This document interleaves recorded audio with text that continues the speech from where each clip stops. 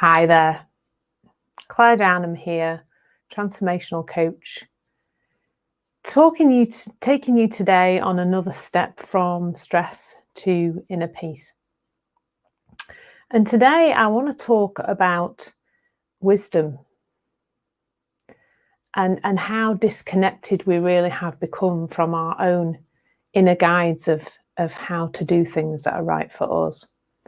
And I think this is it's in our personal lives, it's in our how we look after ourselves in terms of our well-being and our mental health, but it's also quite prevalent in business as well, in terms of the shoulds of how things are supposed to be done. I said should twice in that sentence. So let me just peel back the layers of this a little bit. So in terms of mental health and well-being and how to be okay on a day-to-day basis, we have a lot of ways we can do that, and we have a lot of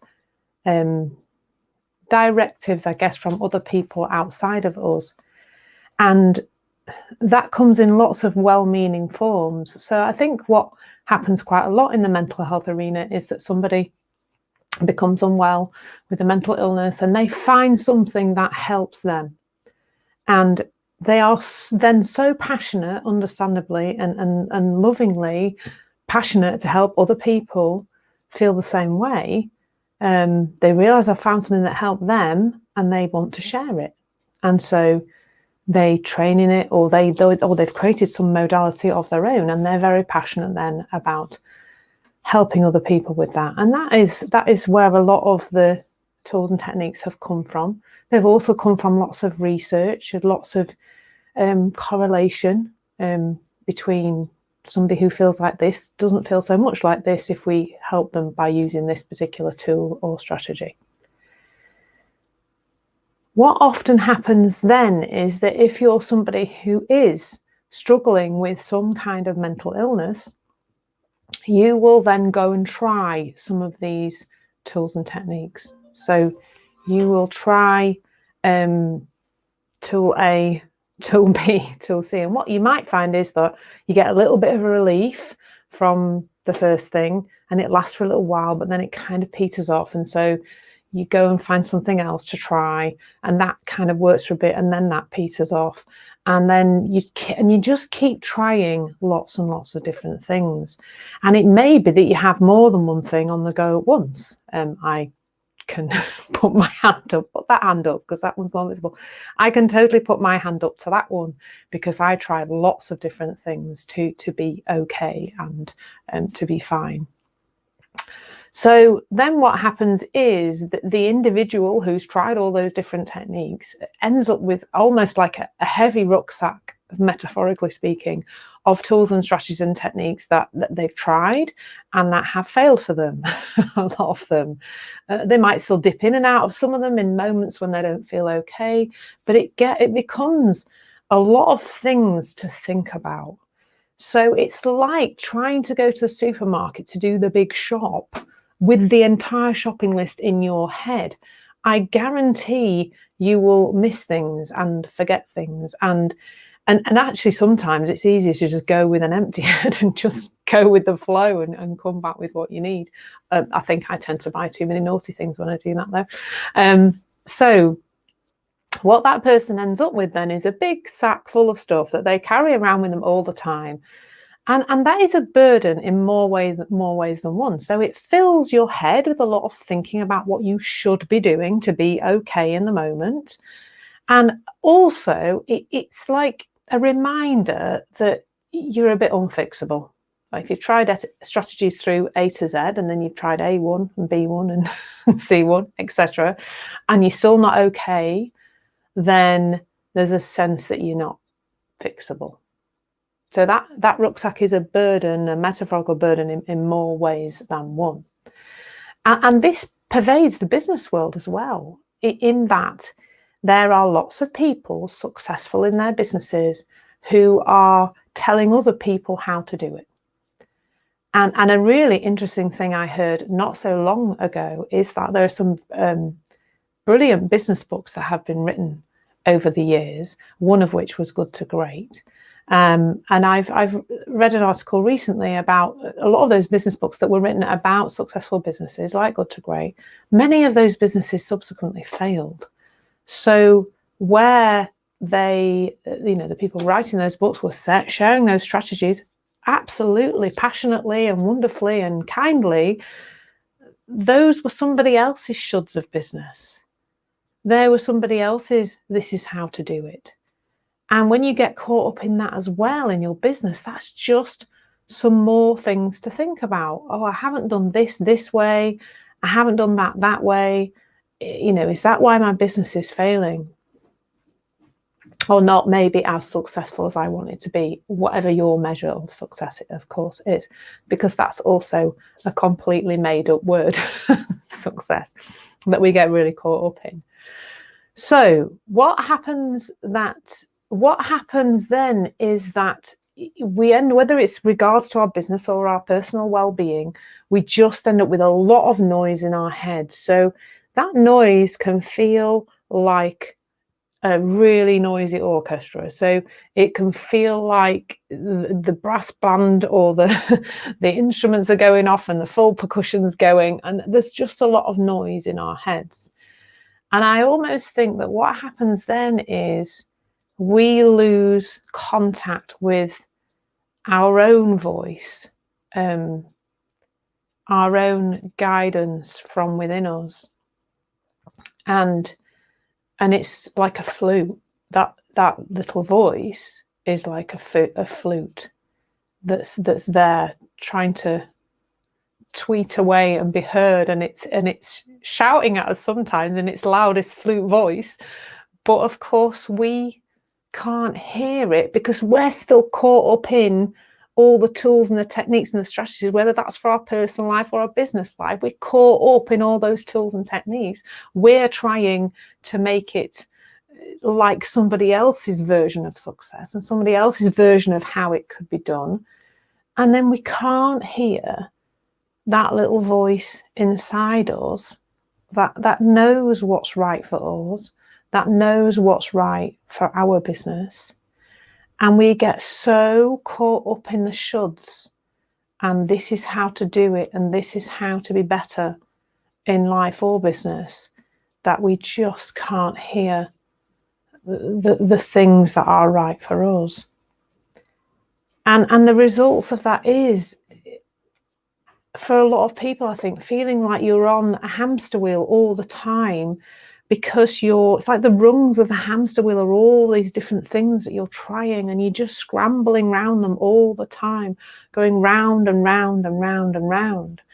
And I know that when I was going through this kind of self-development hamster wheel business, I mean, stuck on one, there were strategies I tried over and over again because, well, they work for other people, so there must be something wrong with me if they've not worked for me. Why am I the one they don't work for? For me, I was caught up in procrastination being a thing, and that definitely was about what I didn't do in my business. And what happened then was I ended up spending a lot of time trying to fix procrastination. But when I finally spoke to somebody who had a different way of looking at it, and that is the wonderful Peter Slay, who helped me immensely, just saying that, well, procrastination doesn't really exist, because as Michael Neal says a lot, if you can't put it in a wheelbarrow, it doesn't exist. It's only thought created. So what I was doing is I was looking at all these other business people and receiving some guidance from outside of me, putting together plans of action and having massive goals and all these other things you're supposed to have as a business owner. And then I was sacrificing my well-being, beating myself up like the worst boss for myself ever, because I wasn't doing it the way other people were doing it. And I wasn't, therefore, I do the 12-week year plan or the 10-week plan or whatever else, and then I didn't achieve it. And then I beat myself up about it. But I'd created it all myself through thinking. But I'd taken on a lot of other people's thoughts about how that should be done and what's the rights and wrongs of that. And that became exhausting. And as I let go of this expectation that I have to make my business look like other people's businesses, as I let go of the expectation that I have to make me like other people, when I learn to accept that this is where I am and that's okay, my goodness, does that bring a lot of peace into my life. I can do it my way and be okay. And that's somewhere that it's taken me a while to get to, but it's a really nice place to be. When we're caught up in trying to do it everybody else's way, that's their right. It's not our right. And the word should comes in again and again and again, like that noisy flipping cymbal being bashed or the big bass drum. And it takes us away from that quiet we need to make the decisions that we need to make for ourselves, whether that is something that in the moment feels right to you. So if in the moment when you're not feeling so good, it feels right for you from your intuition to go for a walk or have 10 minutes out with a meditation recording or sit quietly or whatever it is, from a place of peace and less of this noise in your head, you can know what's right for you. Whatever it is will be right if you're being guided by you.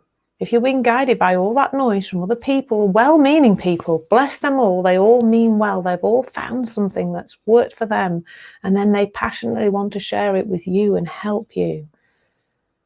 But that means the really vital bit that's missing is that your voice isn't being heard. Your right way of doing things isn't being heard.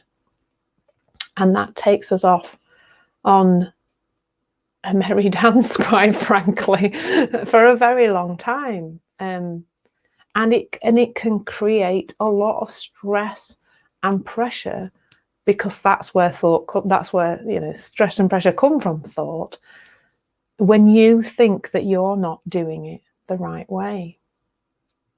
And you're then beating yourself up, and you then become the worst boss ever, because the bad thing is that if you are your own boss, if you're self-employed, then you don't get to even leave your boss at work and come home. You have to bring them with you everywhere you go. And it's also like having a really angry therapist on your shoulder all the time, saying, well, you haven't tried this today and that today that you were supposed to be doing. I think if we could just melt the word should in a big melting pot, that would be lovely. So what to leave you with today is get quiet. Put down the business book. Put down the guide on how to be mentally well. Put them all down for a few days and just allow that quiet to come in. And from that place, get up and do the next thing. You're not procrastinating. You're not broken. There's nothing wrong with you. But when you look outside of you all the time and try to be like everybody else, you will never feel okay with who you are. So thank you so much. I'm just going to have a look at the comments that I've got. Thank you, Tim. Really nice to see you there watching, and always love to see you, Donna. Really lovely. I'm glad that, thank you, Tim, that I think it is a message that needs to be spoken about a lot more, and I will be doing that. So just get quiet. Find out what this has got to say. It feels different. It feels like it's coming from heart, from gut, from soul. This feels like noisy, repetitive, beating ourselves up noise. It's full of shoulds, all that stuff. So just get quiet and see what occurs. What feels right next for you. Even if you just do that today, just play today and see what happens. Whether that's playing with how you're feeling, and for you to feel better, what do you need to do? Or whether it's in your business, just play today and see what happens. I'm here playing. I hope you do the same. Have a fabulous day and take care. I'll talk to you again soon. Thank you. I've been Claire Downham, transformational coach from Unique Journey, sharing steps from stress to inner peace. Thank you.